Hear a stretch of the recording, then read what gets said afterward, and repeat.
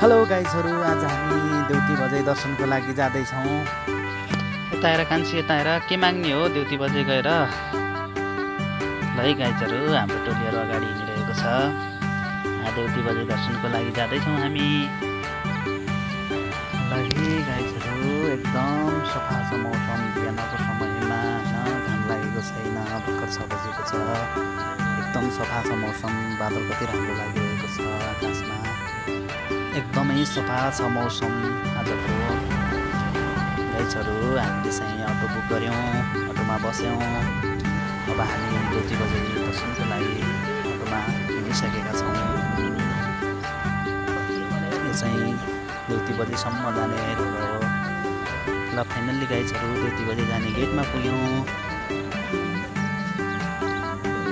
अटोबाट निस्क्यौँ अनि पूजाको लागि सामग्रीहरू किनिन् बुढीले। त्यहाँबाट पनि अगाडि लाग्यौँ। यो चाहिँ देउती बजाईको गेट हो। हेलो साली नानीहरू, यता हेर।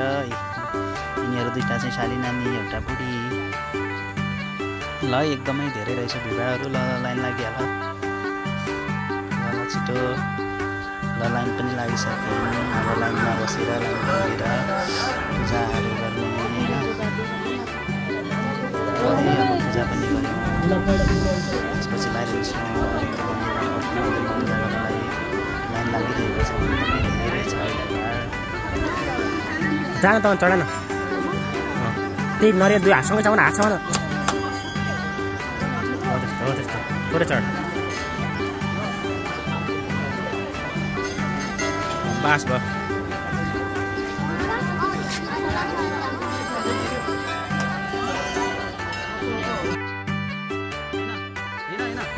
फाइनल्ली गाइजहरु, अब हामीले पूजासुजा गरेर पनि अब घरतिर लाग्ने प्लानमा हिँडिसकेका छौँ हामी।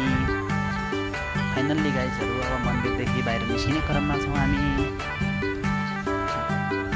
यो चाहिँ मन्दिर हो देउती बजाईको।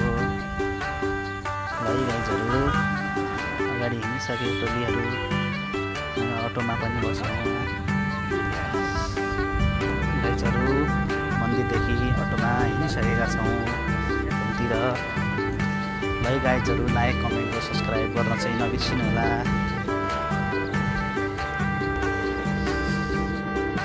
फाइनल्ली गाइजहरु, हामी अटोबाट पनि गऱ्यौँ। अटो अगाडि लाग्यौँ। गाइजहरु, यो नमुना हाम्रो बजार हो।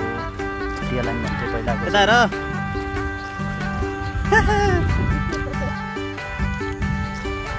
ल फाइनल्ली गाइजहरु, अब हामी घर पुग्न लागेको।